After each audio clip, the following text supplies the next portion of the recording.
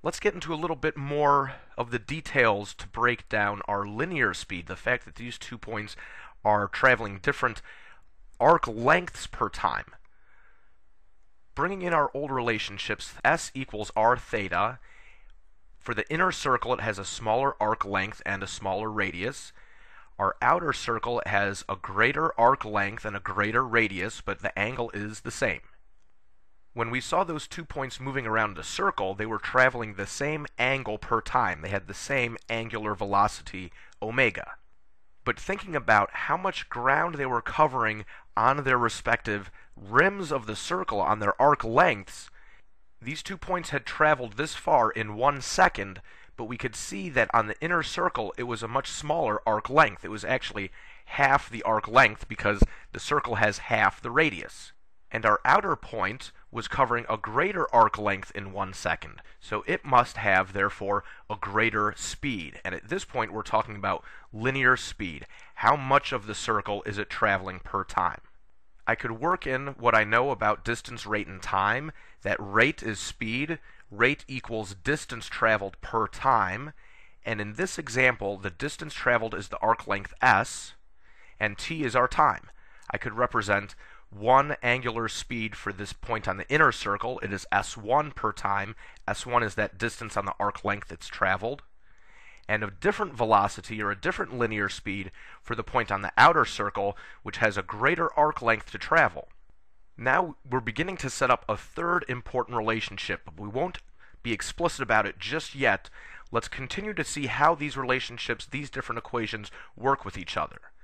We established at first the s equals r theta relationship, and we know that these 2 arc lengths are different because the radii of the circles are different. One radius is twice the other one, so the arc length for that radius is twice as large as the arc length for this first radius. We're representing that with these 2 equations. Now we're keeping theta the same because we can see that as these 2 points have moved, they've moved through the same angle, but with different radii, they have different arc lengths, and with different arc lengths, they have to have different linear speeds, but same angle, so they have the same rotational velocity. Our next move is a little bit of algebra where we'll do some substitution. I want you to look at the equation in green that we have here and the equation in green that we have here. This one is representing linear speed as arc length per time, and over here we're saying our arc length is radius times the angle. So we'll take this expression and substitute it in place of s1 over here. And we'll do the same thing with these equations in maroon. So now we have v1 equals, in place of the s1, we use r1 theta. And in our other equation, in place of s2, we're using r2 theta. And it gets us to these 2 equations. Still valid. Now we're showing that our linear speed can be thought of as radius times angle, and that's basically because that gives us our arc length, and our linear speed is arc length per time. What we want to see next is that each of these fractions has a quantity theta over t.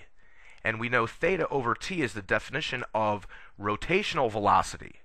So we'll pull off the theta over t in each of these and replace it with omega to show that our linear speed can also be represented as radius times the angular speed.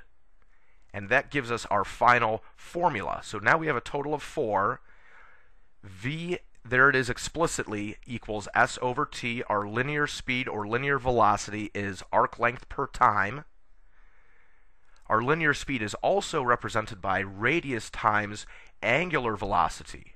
And along with s equals r theta and omega equals theta over t, these 4 formulas make up the building blocks for solving the word problems that we are going to see very soon. But a quick breakdown of each of these 4. First, the s equals r theta, that was the very first one we looked at. It's really just based on some geometry that given a circle, we can find an arc length corresponding to some rotation in the circle, and the relationship is that the arc length equals that angle times the radius. And we talked about that theta, the angle, must be in radians. Next, we established our rotational velocity just as a measure of through what angle are we traveling per time. It's an amount of rotation per time. So that's still a pretty basic buildup of speed, how we talk about speed or velocity, some distance traveled per time, and that's kind of the connection between these two, or the parallel between these two. Rotational velocity is the angle per time, but linear speed is our arc length per time. Now we'll start to look at some examples, but basic strategy, and this is a strategy that you would use in past examples when you're using formulas.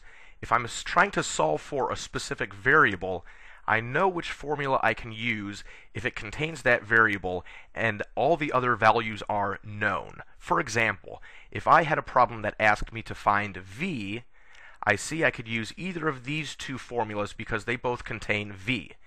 And this one would be a great one to use if the problem gave me a value for s and for t.